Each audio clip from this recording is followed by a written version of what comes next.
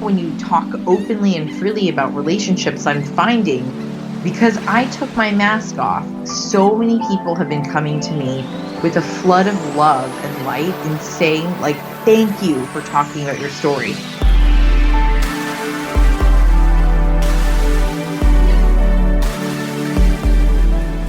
I am your host, Rosie Acosta, yoga teacher and teacher trainer, mindfulness coach, speaker, and creative writer. I am also the founder of radicallylove.com, a website where you can go for more information about yoga, mindfulness, meditation, and lifestyle advice. On this podcast, we talk to people within our health and wellness community that are creating content through the ritualistic practice of yoga, meditation, or overall mindful living. We hope to create value in your life so that you can achieve your highest potential and live a radically loved life. To stay in touch with us, just follow me on Instagram and Twitter at Rosie Acosta and on Facebook at Radically Loved Rosie. You can sign up for our newsletter on radicallylove.com to stay up to date on future workshops, retreats, and latest podcasts. I hope that Radically Loved Radio leaves you feeling inspired to create something powerful. My teacher, Yoga Rupa Rajstreger, says, if you powerfully believe in the value you have to offer the world, your love and passion for it will be an unstoppable force. Thanks for listening. This episode is brought to you by Four Sigmatic. Four Sigmatic, the coffee that gets you fired up. Aside from supporting energy, stamina, and athletic performance, cordyceps have been studied for their strong antioxidant properties. I have been so obsessed with this coffee for the last year. I've been drinking it and I've been traveling with it. And in case coffee doesn't pump you up enough, how about coffee paired with one of the most energy-supporting mushrooms on the planet, cordyceps? So coffee is so energizing because it stimulates the central nervous system and the adrenal glands. But combining this with a more balanced cellular energy to support our immune system and our health function, this mushroom can result in a balanced stimulation while using only half of the amount of caffeine normally found in a coffee, which is awesome.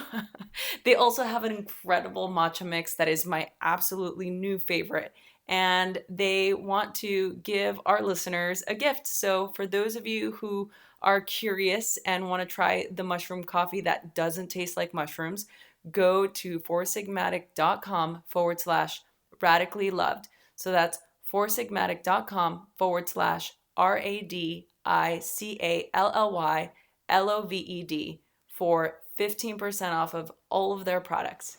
Thanks for listening.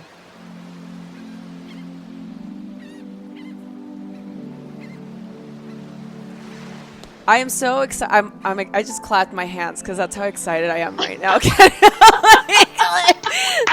I'm like, okay.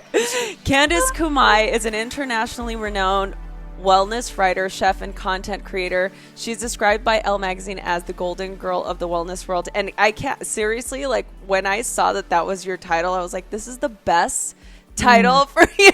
Because I'm like, it's so true.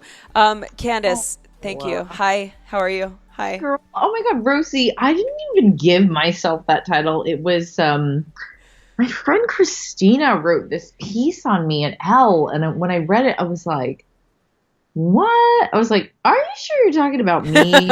Like, all of that? Yeah. And I often say, like, titles are earned, not like chosen or self-pronounced.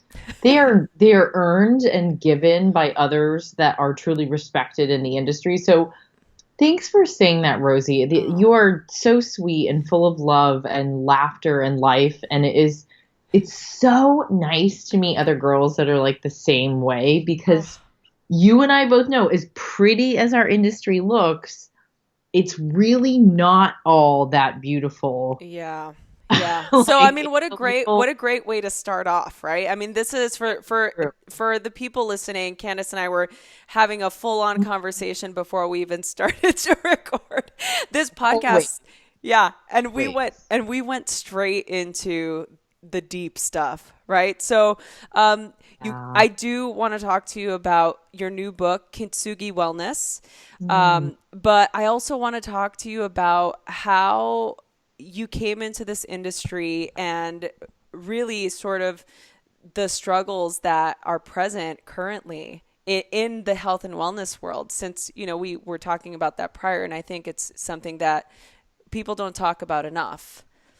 Oh my gosh. I mean, for anybody trying to get into our industry, first and foremost, it's a slow burn. Like you can't just give yourself an Instagram account with a title. Like I often write about this too. I write about business for Girl Boss on occasion, and one great story that I did was we wanted to write about how to turn your Instagram into stacks or like cash or cash money. Mm-hmm. And I often am like, I love how I say like stacks or cash money or whatever. I'm always like, hey mom, do your kids ever talk about making stacks? And she's like, paper stacks? I don't understand. I'm like, okay, stacks mean like cash money, like how all the rappers say it. And she'd be like, cash money. So like cash money can be made and monetized off of your Instagram, but the depth of my conversation with the reader is almost always about you are going to have to create something over an extended period of time. And that includes expertise, knowledge, education. And the one thing that most successful women have in common, doesn't matter if you're coming from health, wellness, media, publishing, television, strategic, like social analytics, all of it means you need to have a great network. You need to have a great work ethic. You've got to have a girl gang behind you supporting you. Mm-hmm. And you damn well need to have a thick skin nowadays because people love writing trash all over social media. Oy. So there's like almost like a perfect formula for a woman looking to make it in wellness and health. And I love that you're in a very similar category, like right next to me. It's almost like the food and wellness and yoga girls will always fall in love with each other. But you're real too, though, Rosie, which is why our conversation can get so deep, is because you're totally gonna feel me and I'm gonna feel you. And I think the other reason why I like writing for like Sophia Amoruso or Ariana Huffington or the ladies at Well and Good is because we've all been through this together. We came up together and started from the bottom, and that's a real thing. And so if you're a little bit younger and you're still an up and comer, it doesn't mean there isn't a place for you, but it does mean that you're going to have to put together time, money, hard work, a lot of sweat equity, and you're going to have to persevere through the tough times. Yeah. Oh, and I think that do you think that because of the way social media is now, that Mm-hmm. maybe the younger generation thinks that this is going to come easier? You mean social media, like the direction in which it's going in? Yeah. I'm I mean, it is. curious. Can I just tell you, Rosie, it is a struggle every day. Like, I'm relieved on the days where I don't have to post something.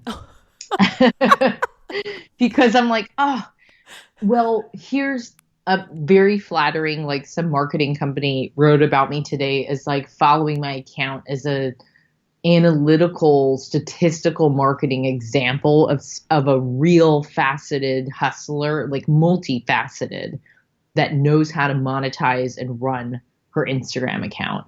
It does not mean that you have to have a humongo following. It means, excuse me for saying this, but quite frank, in one sentence, Candice Kumai knows what the fuck she's doing. And it's true. Like, I came from TV and media and publishing. I've written 6 books. I've been on the masthead at several magazines, including Shape and Men's Fitness, and was a columnist at Men's Health and Women's Health. And I'm a professionally trained chef. I have worked up and down through New York and Los Angeles, running my own small business. I have hustled like slanging rocks the whole way through in the game for over 10 years. I know what I'm doing. I didn't start an account with my index finger. I started an account with an absolute passion and fire behind me, and that education and experience that I was talking about earlier. Yeah. So I think what's important for us to remember is like social media is stressful, and we can make it we can simplify it by staying true to who we are, not just glorifying those who have tons of followers because a lot of that is bots. And I mean that as in robots Mm-hmm.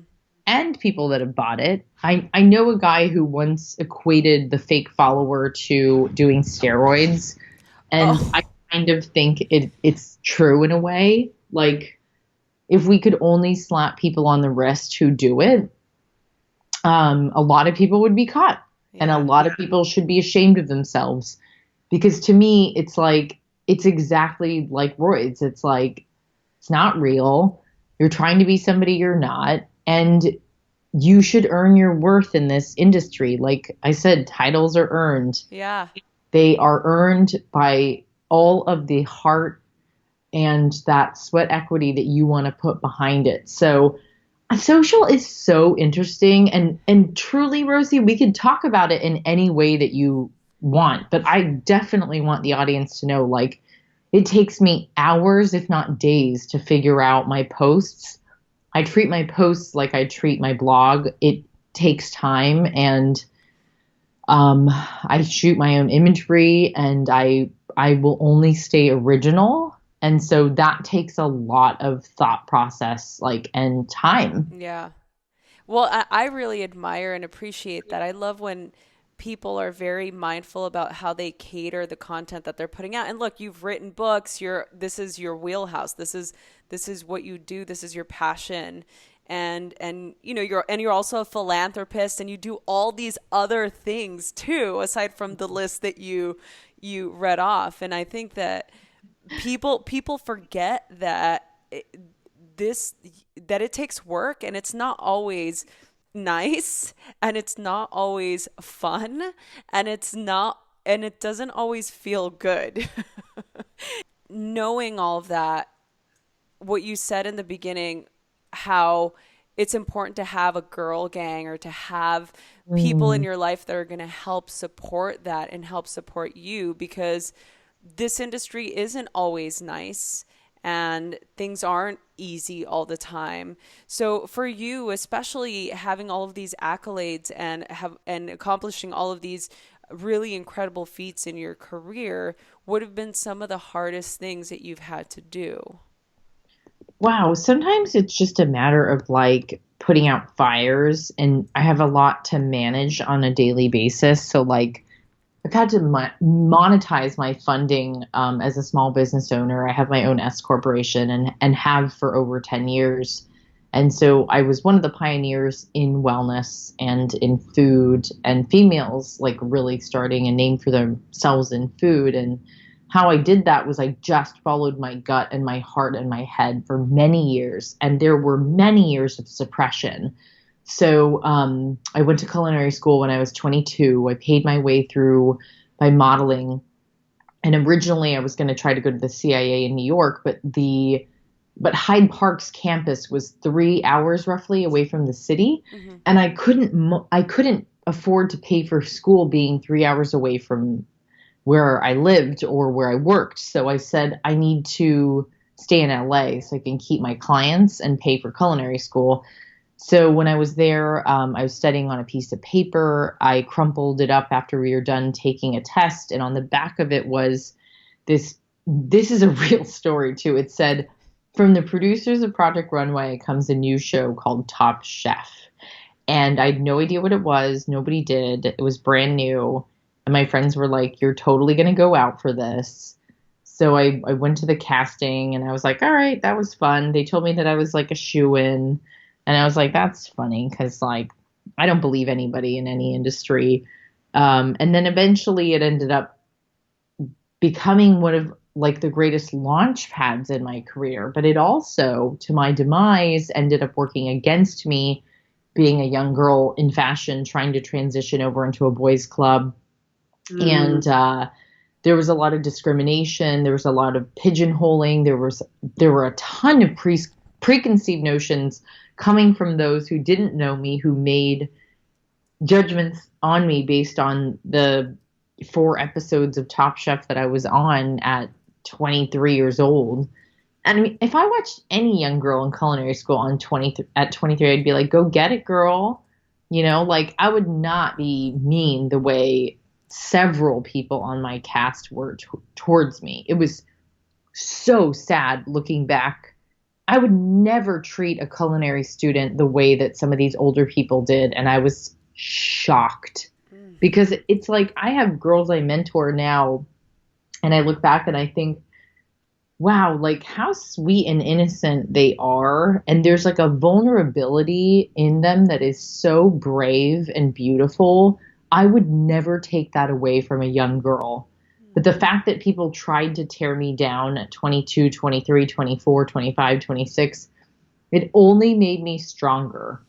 And so when that Sia song Bulletproof came on years later, a couple of my like gay besties were like, "This is your song, girl."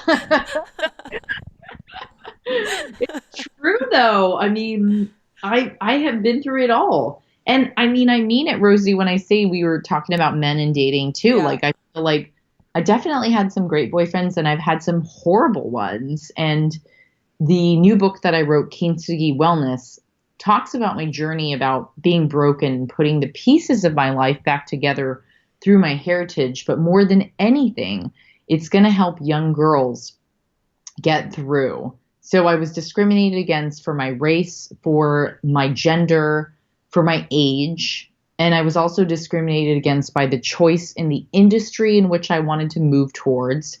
I was discriminated against for being just vulnerable and young and cute.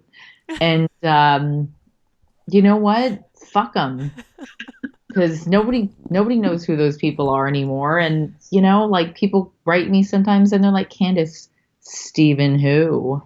And that's like a guy who picked on me during Top Chef, and he was such a jerk. I mean, I just look back and I'm like, you know what? I will always keep my head up high. I will always be graceful, and I will always count my blessings. So just know all of the same hardships that happen to you happen to girls like us. In no way do you or I have it easy. I didn't come from money, didn't come from fame. I definitely couldn't pay bills some months. So financially and emotionally, I had a lot of turmoil and trauma as well. Yeah. And I worked through it. Mm-hmm. Yeah. I almost feel like when I definitely have an a kinship to women like us that have been through that and that Yeah. have grown up in this type of environment. I always feel like there's a different, and I'm not saying it's better or worse. It's just different. To me, it's like having experienced that adversity really allows you to continue to move forward and almost allow the obstacles to just kind of roll off your back easier, Mhm. right? Sometimes, I mean, it depends on the time of day that you come at me. Uh, Well, I guess I could agree. I could totally agree to yeah, that. Yeah. I mean, it shit ain't easy, but yeah, no, and meditation really, really helps, and having a good team helps. And my agents stay really calm and cool. Like I'm really attracted to people that are like chill.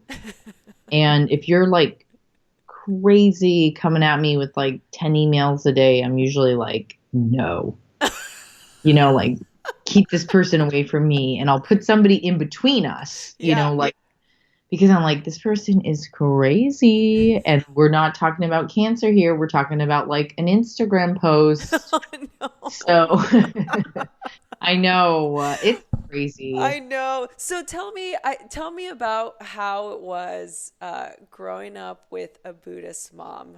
Oh, mommy is so special. Oh Tell my me. God. She is the best, and she never pushed religion or her way of life onto anyone. And my dad and mom had a talk, so everybody should know their backstory is my dad was drafted into the U.S. Navy, and he's Polish American, and he looked like Ashton Kutcher when he was young. Now he looks like Gandalf or Jeff Bridges, and the dude. And The dude. mom is the sweetest Japanese woman. She was a student slash studying to be a school teacher in Tokyo. My dad got drafted and he was stationed in Yokosuka next to Kamakura. And one day my mom was at this Buddhist temple, and so was my dad sightseeing with his Navy guy friends. And they saw my mom, and my mom was like, I just really wanted to practice my English with them. And they asked her to show them around, and the rest is history. She's a Japanese school teacher who teaches the language and culture in San Diego and all throughout California. In Japanese culture, children watch and learn by what their parents do, not by what they say. So I watched my mom for all these years studying and teaching and practicing, and now I feel like part of her is in me. And it was so interesting because when I was speaking to Lewis Howes the other day, I said this line that profoundly stuck out to me later. And I said, I am my mother's daughter, and I was chosen to be her daughter for a reason. And everyone should take a look at their parents and their past and their story as it pertains to who they are with their brand or their business or their life and lifestyle today. So my mother never pushed any of this on me. In fact, they probably would have been stoked out of their minds if I was some computer nerd who did programming. No offense to any of you who do programming. But like she sorry, I can hear you laughing, Rosie. You're so Sorry, I'm trying to cover my mouth right now. Oh my God. Watch out like marry a programmer. My mom was like, this is so great. You have a normal life. Candice's life is like a crazy. You are always kind of a crazy lifestyle. So she's just so chill, and Dad is still Christian, and they don't tell each other what to do. They fucking live. And I wish more people would be non-judgmental with race, color, creed, religion. It doesn't matter. Just be cool. Using your background and how you were raised now, with where you are now in your career, is it something that always existed, or is it just finally now that you're coming to a place where you're really just honoring more of it? Oh, that's a great question. So it is what it is, as in like the evolution of human connection, spirituality, and growth. So I didn't realize my full potential until I was broken, which is what Kintsugi is. Yeah. So 3 years ago, I was with a guy that I loved tremendously, and I thought we were going to be married and all that stuff because we had talked about it. I wasn't just like dreaming out of my window. And then like one day he lost his job and he left me without like any notice and did everything behind my back and like bought a plane ticket. And it was the day before Clean Green Eats came out. He just bailed, and it really broke who I was as a person. And I didn't expect my life to fall apart. So then I went to Japan because I had this trip planned. And before I left, I was with my dad for a few days, and my best friends picked me up from the airport in San Diego from New York. And they were like, they just sat me down and talked me through it. And they were like, what happened? Like my best friend from Sacramento, who lives in San Francisco now, but she was like, she was on the phone with me every day. And so was my sister. It was terrible. And nobody in their 30s like ever thinks that they're going to get to that point. But then again, now when you talk openly and freely about relationships, I'm finding, because I took my mask off, so many people have been coming to me with a flood of love and light and saying like, thank you for talking about your story. So many people, as publicists do, like 10 years ago, and this is pretty dated now, but they used to tell me like, do not tell people how you feel. Do not show them your feelings. You know, they wanted to see this like perfectly buttoned up half Asian Barbie doll and all the Today shows and Dr. Oz. And you know what? That's cool, but that is not who I am.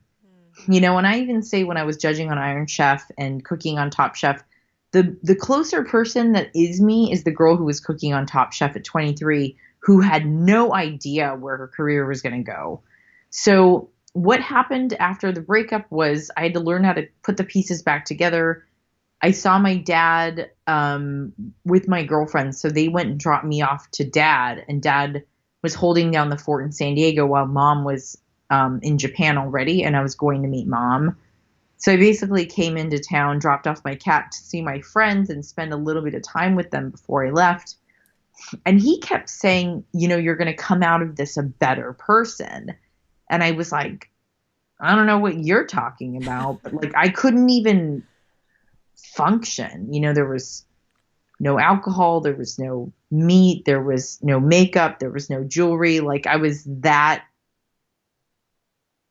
destroyed from somebody who had hurt me. And then I started picking up the little pieces and putting them back together, watching grandma pass away, watching mom and the family grieve. That was terrible, like having to see all that. And my mom has been away from her family for her entire adult life. So that was also something that my sister and I saw, and Jenny lives in London and I live in New York. And we think this is pretty normal. But to answer your question, like the healing process of after being broken and having like the breakup and grandma passing, and then my job was just deteriorating because I was so broken that I wasn't focused on work. I lost faith in so many people, and I saw this like darkness in New York every day. I was depressed, and just so sad, and life was just not happening for me. And then I had to realize who I was and where I came from. And then my editor said, like, you are not writing another wellness book. And because I wanted to write Clean Green Wellness, and like, how basic would that be? I would die if that was the book that just came out. I know, how sad.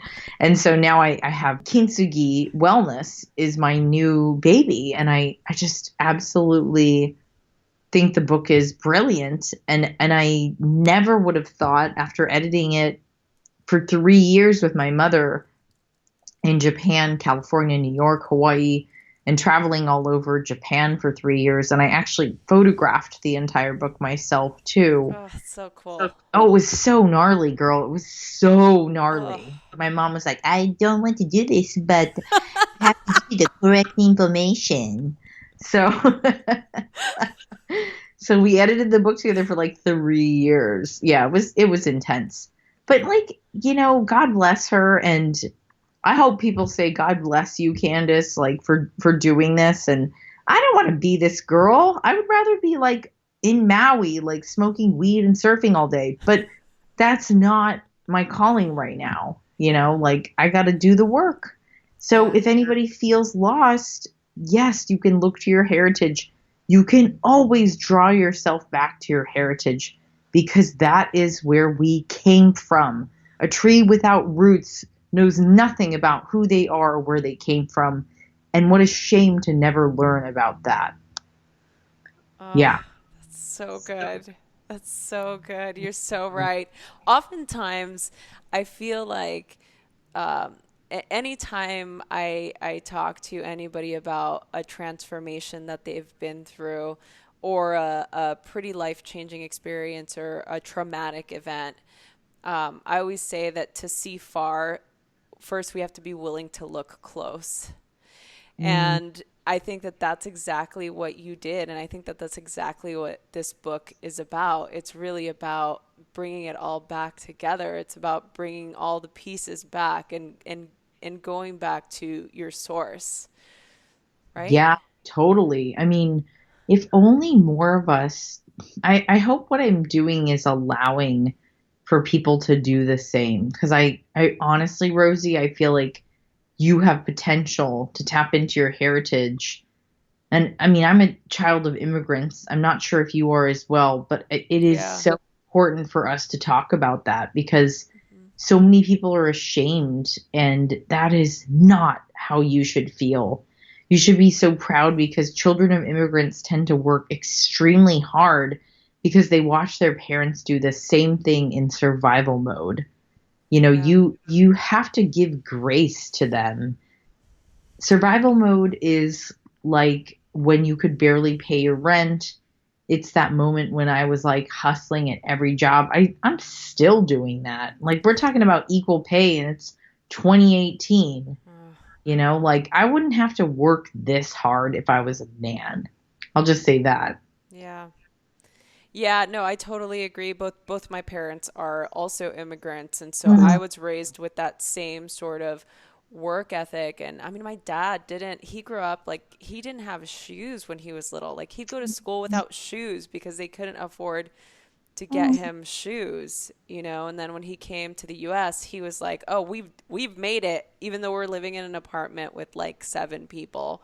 mm, It was like we made it. And so I was always super grateful for everything and anything that I had. I mean, uh truth be told, mm, we did not live in the best environment, and we were in, like in a time where there was a lot of gang violence around us, but still, mm. I mean, we never lost that commitment to continue to thrive, and so I can totally relate to that. And I feel like you're right, a lot of people, especially if they come from different ethnic backgrounds or different nationalities, that they sometimes forget because we want to assimilate to where we are, and I feel like you can have both. I mean, I've always been a traditional person. I'll always have, my Latin roots and my Mhm. Hispanic roots, and I love that, and I love to bring that into the work that I do, and to connect with people, and to bring, the practices that I teach, yoga and meditation and mindfulness and wellness to everyone, because I feel like this is another thing that kind of gets left, is because people may see the wellness world as something that only privileged people can do, you know? I know what you mean. We talked about that earlier. Yeah, yeah. It's not true. It's not true. It's not true. Like, honestly, I want people to know that Rosie and I are both self made. We are both kids with immigrant parents. Like, we work to get to where we are. Don't be fooled by, like, we may know how to, like, look fabulous and be fabulous, but it doesn't mean that it took a lot of, like, tricks. And I also, I'm single. Like, I'm not married with kids. Like, I took a lot of sacrifices to the heart. I mean, I took a lot of blows and, like, I'm good. Like, I'm gonna, as the Japanese say, like, stand up 7 times, get up 8. And I'm gonna find a hot and sexy, tall, amazing man who's successful and funny and fun and charming and witty and a good person. Like, because I know that that will become aligned with where I'm at when I'm ready in divine timing. But I have to trust. And I think that's why Kintsugi Wellness is such an important book to look at, because you can take any of the chapters, whether it's the one on gratitude or giving, osetai, kansha, shikataganai means it cannot be helped. It's about letting go. Yuimaru means your inner circle. Or even one of the most popular chapters is wabi sabi, which is the practice of celebrating imperfection. Mm. Each of these little chapters kind of help me to heal. And I use examples of stories in my life and the people that I interviewed throughout Japan, World War II veterans, my mother's best friends, my grandmother's best friend, Shizuko, who is 96 and a badass motherfucker. And you might have to bleep that out, but that's okay. It's Um, fine. I'm like, it's fine. if she knew I said that about her, she'd probably die. But like, seriously, she's amazing. I mean, like, these women and men that I've interviewed in their 70s, 80s, and 90s, and these are the people that I look up to. I don't give a shit about anybody who's famous or makes money or has power. Like, that's the sad part about our society is we value that. Yeah. We should value wisdom. We should value age, like somebody who has lived a full and outstanding life and overcome obstacles like war and famine and really turned something great, like from nothing. Like you and I are cultivating female wellness brands, but we did it on our own. Like nobody held my hand through this process. I don't care how many people are on my team. I'm the only person that is floating this ship right now. Without me or you, our teams would both go down. Nobody would give a fuck about my brand if I died. I hate to Yeah. say that, but it's true. Like, you have to work towards a goal that matters. And Osetai is one of my favorite chapters in the whole book. It's the last one because it talks about serving others with your gifts. And it doesn't mean that I need to show off my cooking or my speaking or my writing skills. It means that I open a platform for other women. It means I support other women because I'm good at doing that. It means that I open up my heart to all of you and I show you my bravery on the front line. It means that I will write about exactly what happened to me with no shame and no fear anymore, because I am so sick of being suppressed by everybody else who is basic, playing by the rules, and makes a ton of money at the top. That's why we have podcasts, right? Because we're all poor.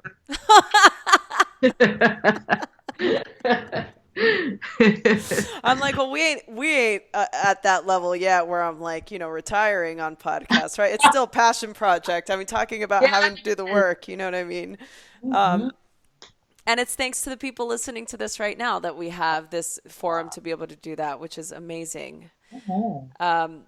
So I do have a couple. I could talk to you forever, obviously. Same. I want to respect your time, so I do have just a couple more questions. And it's really in regard to, all of the lessons that you learned interviewing these people and creating this beautiful product at the end that is Kintsugi. Can you tell us if you could just tell us the biggest thing you learned from it, what was it?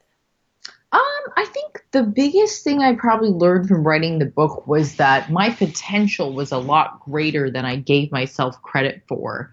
So I don't want women to ever back down on their full potential. Like, everybody is well and capable of pursuing their dreams. You'll be the first and last person to get yourself there. And so I thought writing this Japanese book was like insane, but it's not. It's a book for everyone.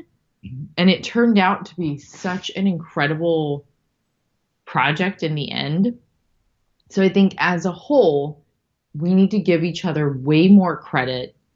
And like, I speak for a lot of single women right now. I'm not ignorant to the fact that like I might be asking for a tall order or a tall man, but I definitely I don't want women to settle for anything. I really don't, because I think women, I read this today, I believe we're the majority breadwinners in household now, which is pretty freaking cool. Yeah.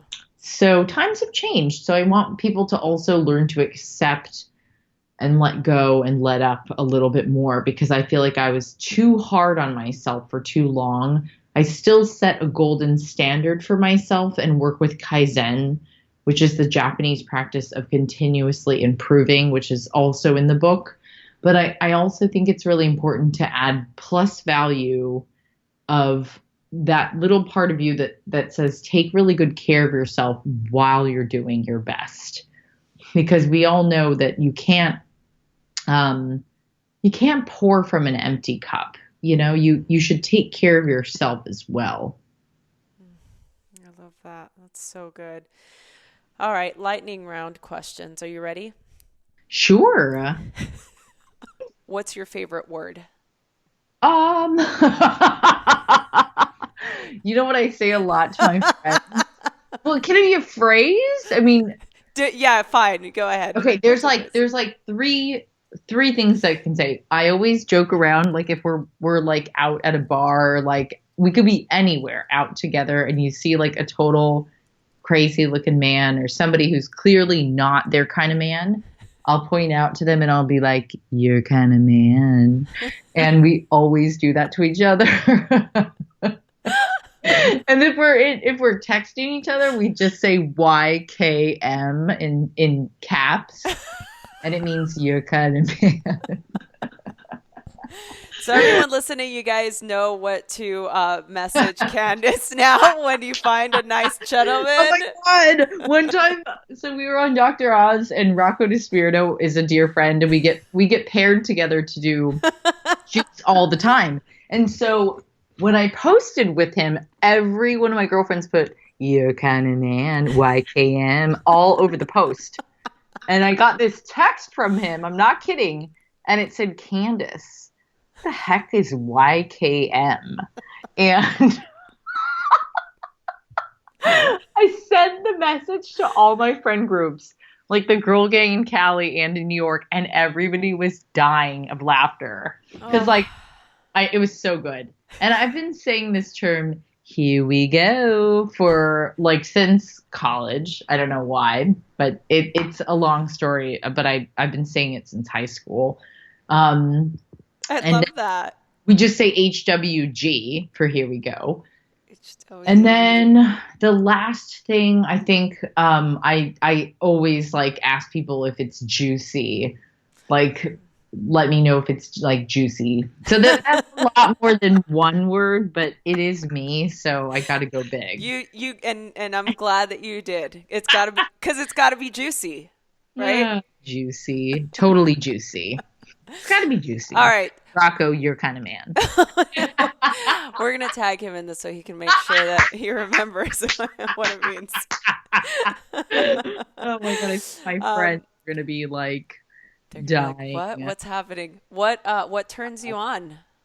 I would say a hot and sexy man who works out and takes care of himself. And also, I'm really attracted to people that just have like an allure of love and kindness in their heart.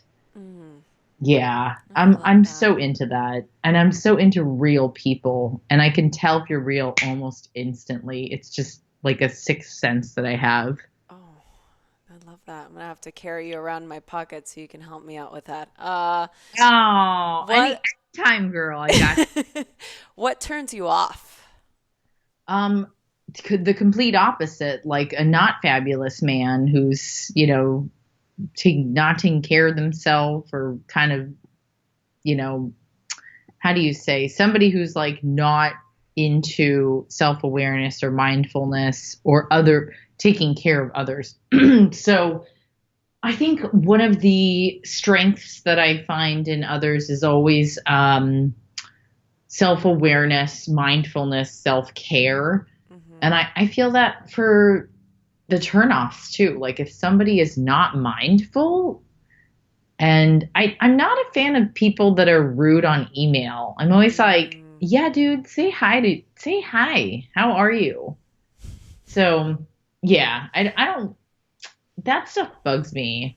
Like hmm. I like to be kind, and I always tell people to read Miguel Ruiz, The Four The Four Agreements. Agreements. Yeah. Yeah, because Yeah. it's like just read it, and also Dale Carnegie's How to Win Friends and Influence People. Mm, such great reads.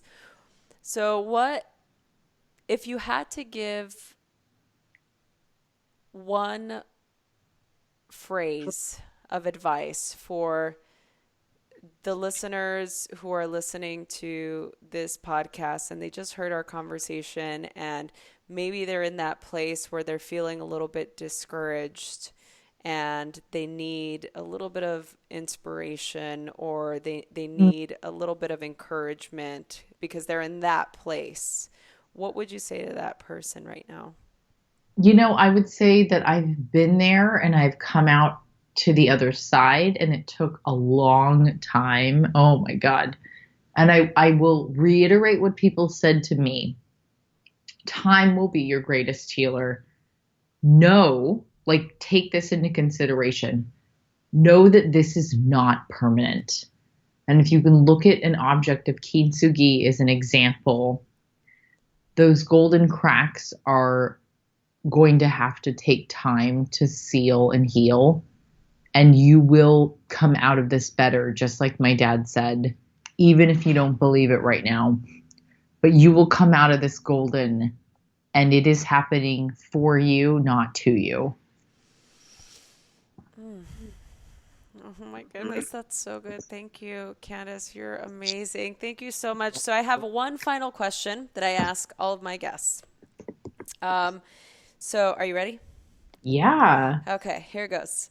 So, I created Radically Loved to create a space for people to go to when they needed a little bit of support, needed some inspiration, or to just reaffirm the fact that we are radically loved by the universe, God, uh, source, whatever higher power of your understanding. The universe works for us and not against us.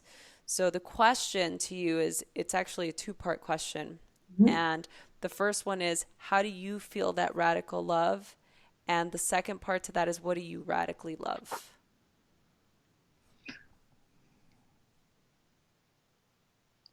Wow. I mean, I feel like we just read each other very similar things without even knowing it on the other side of the country right now. Like, it is true. Life is happening for you and not to you. And if you can say thank you to the person that let you go, if you can say thank you to all the people who told you no, if you can say thank you to all the shitty times that you had in your life, if you can say thank you for giving me character when I had no money in the bank, but I was so full on love and having a great attitude and building character while I was, drained in the accounts. And if you can just say thank you for all of the tough times, the perseverance and the self made love is what radical love is to me. And I think if we can all focus on being self made as a privilege, how wonderful that you get to feel and see and be and experience so much. Life would not be nearly as deep or radical or exciting if somebody just handed you a check. But to go the path of least resistance is not a life lived. The path that you create as a pioneer and a leader, an entrepreneur, a writer, somebody seeking out the hearts and the minds and the love and helping and being of service to others, that is radical love. To be of service in the end and utilizing your journey as a segue and as an example to pave the way to show others you can do it too. That's got to be the best answer I've heard. Oh, Candice, thanks, wow. Rosie. Thank you. And so the last part of the question is, what do you radically love? Radically loved. I mean, to be it is to certainly open your heart and mind spiritually, mentally, and emotionally to the world. Um, I would like to say I'm still working on that portion of my life, but writing and self expression through my writing has really helped. And I hope for everyone to find that radical love through Kintsugi Wellness, because the book was written for you and it was written for the world. And I didn't get to tell you this, but Rosie, the book got picked up in Brazil, Portugal, Turkey, Saudi Arabia, Greece, the Netherlands. A few other countries are picking it up now. What? Hopefully, all the Latina countries will. Yeah, it's Yes, not normal. girl. It is not Wow. normal. And everyone at my publishing house was like, what the fuck? They're like, Candice, like, this is not normal. Like, you're an American girl writing about wellness. Like, this is crazy. So we're hoping that radical love can actually mean kintsugi and healing and bringing together and sealing the whole world. Mm. And my hope is that everyone can find peace at the end of the day and gratitude in their heart. Um, and God knows that not everybody has treated me well, and I haven't treated everybody well, and I am not perfect, but I can still change that part of me at this point in my life and turn it around, and so can you. Oh. Candice, thank you so much. Well, I don't even want to let you go yet, but I'm gonna have to. So for the people listening, Well, I really don't want to end the conversation. You really have pioneered this industry for women like myself and many other women out there, and even some of the women listening. And I just want to thank you for doing that and for being strong and courageous and having the tenacity to go out there and get what you wanted. And yeah, no, thank you. So that I think it's incredible, and I really hope that this is just the beginning. So I'm so excited. Thank you so much. I can't really thank you enough for being so polite. And you know what? Another person, Rosie, acknowledging another for their success is such a selfless move. It is so important and kind and nice that you bring that up, because not everybody can be as gracious as you. So thank you. Candice, thank you.